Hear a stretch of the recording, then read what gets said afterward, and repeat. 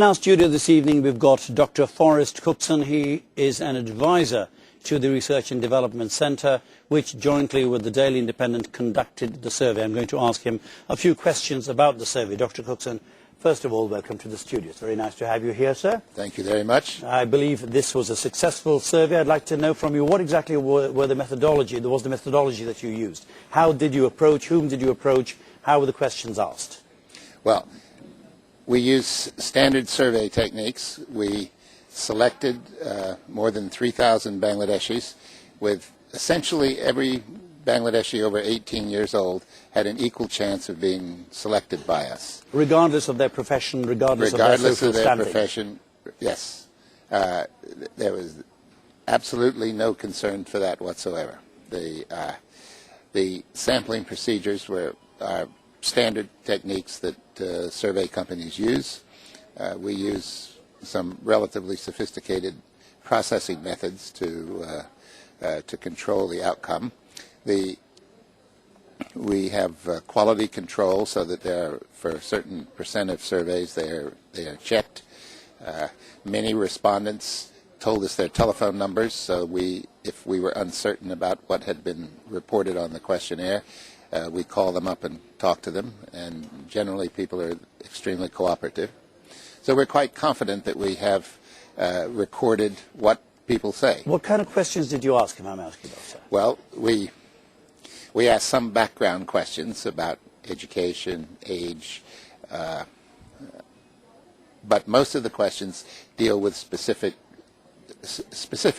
Some very specific, such as in the introduction, we asked the question, do you think your child is going to get a better education than you do?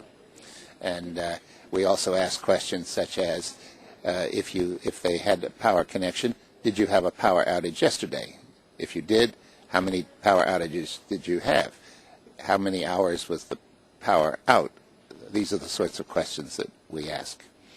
Some are opinion, what do you think about this? And some are factual. What was the education level of the people that you asked? Well, it's spread throughout of course, through all education levels. Significant number of illiterate people and a significant number of people who have completed their secondary education and gone beyond. And when they answered questions, did you actually have the feeling that they were answering the questions knowing what they were saying? They were absolutely sure of what they were saying? Well, we think so. We think so. Our enumerators are very well trained and very experienced and have been doing this with us for some time. And we have a lot of confidence in their ability to communicate with the respondent. The survey questionnaire takes something of 30 to 40 minutes to complete. It's a significant undertaking for the respondent. And, are there any other ways to vouch for, let's say, the credibility of the answers of the people? Well, you can never tell whether people are telling you the truth. Only in... But they wouldn't have a reason to lie. Well, who knows? Not if you didn't pre-select the people. Evidently, yes. You did not pre-select them. We did not pre-select. You sort them out randomly. Right. We take them randomly, yes. And how do you do that? Well, we begin by looking at all the upazilas in the country, and we select certain upazilas. The probability that we select them depends on how many people there are in the upazila. Then once we have selected a certain number of upazilas, there were 44 that we covered in this survey, then we select a ward or a village. Again, which one we select is probabilistic. Now we're down to a village or a ward. Now our enumerator has specific instructions as to where he is to go or she is to go, and how the process by which they randomly will select households to interview. Once they get into the household, they select randomly someone in the household. They make a list of everyone over 18, and then they have a random number table. They select someone in the household to interview. So some people are head of households. Of course, they typically can only interview people who happen to be there at the time that they get there. But it's essentially every Bangladeshi who has an equal chance of getting into this survey. The coverage works very well. The most difficult people to contact are the occasional rich person that we come across. If we end up at a